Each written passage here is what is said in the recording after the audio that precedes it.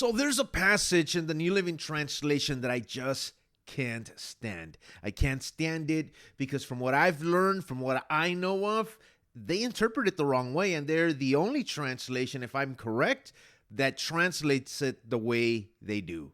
And it's very wrong. So you want to know? Stay tuned.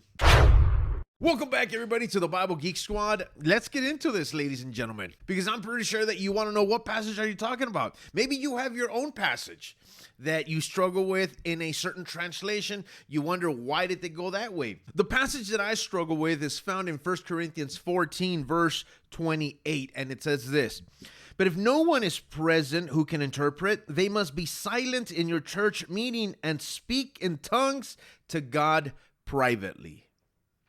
No other translation says it that way. The most literal translation, the NASB, says, but if there is no interpreter, he must keep silent in the church and let him speak to himself and to God. The NLT goes the route of saying you can talk to God in tongues privately. But we need to remember that the gift of tongues, as well as any other of the spiritual gifts or the apostolic gifts, they were given for the edification, the building up of the church. That's the whole point of 1 Corinthians 14, and you will see it over and over and over and over again in chapter 14, where Paul says, hey, seek to prophesy for the edification of the church. And if there is no interpreter, if somebody speaks in tongues but there's no interpreter, then how is the church supposed to benefit? You know, I'm not trying to be biased and based all this because I believe that the gift of tongues is no longer in operation. I'm not trying to go with it with that mindset. I'm trying to be very neutral on this because I look at the original language. The word that Paul uses to keep silent, look at the word. It's the word sigao. Sigao, which means to keep silence, to hold one's peace, to be kept in silence or concealed. He must keep silent in the church and let him speak to himself and to God.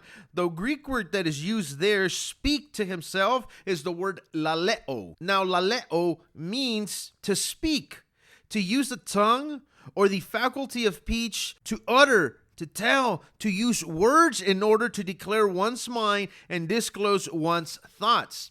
Now, if you look at these words, Paul says, hey, if there's no interpreter, shut up. Sigao, shut up, stay quiet.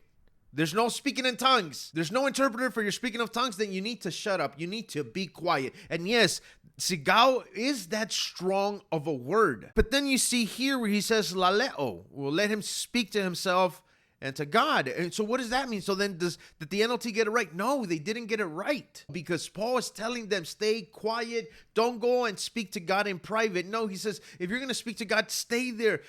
Talk to the Lord. Speak to God. Yes, you may speak between you and God silently.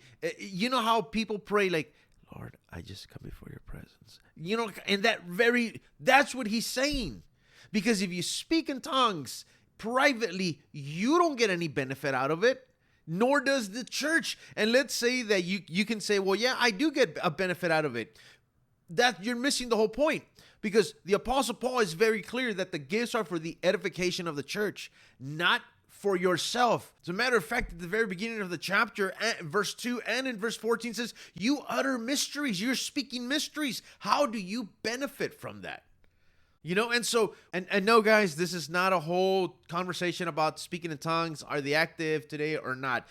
Clearly, you can see my perspective on this, right? And if you want me to talk about that and give you a reason why I believe that the gift of tongues has ceased, let me know down in the comment section. But this is not what that video is about.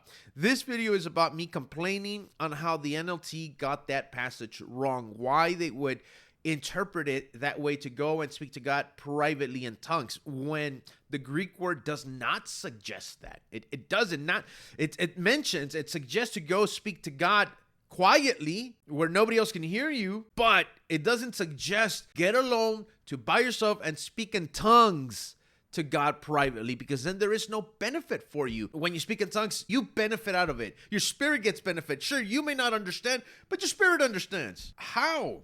How does it understand if you're speaking mysteries? You need to understand what's going on, right? So to interpret this passage the way the NLT did, I believe they got it very, very wrong. Now, if you disagree with me or you agree with me, let me know down in the comment section. And that was my verse that I struggle with. I go back and forth. We're all learning, right? We are all learning. We all have our perspective, but I'm just letting you know what I think, what I see when I read God's word. So if you have a passage that you struggle with, let me know down in the comment section. If you think that the NLT got it wrong, please let me know down in the comment section. All right, God bless you guys. Thanks for hanging out with me here at the Bible Geek Squad. Bye-bye.